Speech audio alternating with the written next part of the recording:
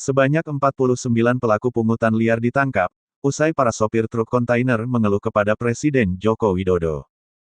Aksi mereka dilakukan dengan cara membagi tugas di pos-pos tertentu.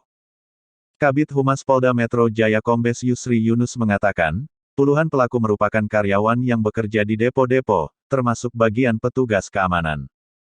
Yusri mencontohkan, aksi pungli di PT GFC dibagi menjadi 5 pos. Di setiap pos, para sopir truk harus mengeluarkan sejumlah uang yang bervariasi agar bisa dilayani oleh mereka. Di pos 1 Fortune, GFC, saja di pintu masuk security harus bayar Rp2.000. Kemudian pos 2 masuk di bagian survei, biayanya Rp2.000, kata Yusri, di Mapolres Metro Jakarta Utara, Jumat, tanggal 11 Juni tahun 2021. Untuk masuk pos 3 cuci, sopir truk kontainer harus mengeluarkan Rp2.000 sampai Rp5.000. Kemudian masuk pos 4, angkat kontainer bayar Rp5.000 dan terakhir saat keluar depo bayar Rp2.000.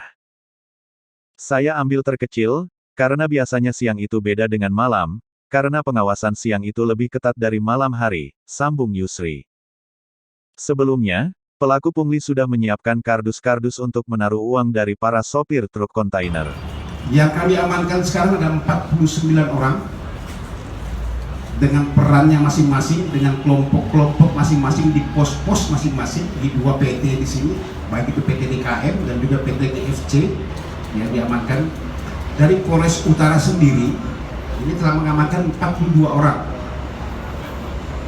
baik oleh Polres Metro Jakarta Utara sendiri, dari Satreskrimnya itu ada di 2 TKP yang saya sebutkan tadi, ada yang 12 orang, kemudian ada yang 16 orang, kemudian di Polsek juga, Polsek Cilincing dan Polsek Tanjung Priok, mengamankan ada 6 dan ada 8.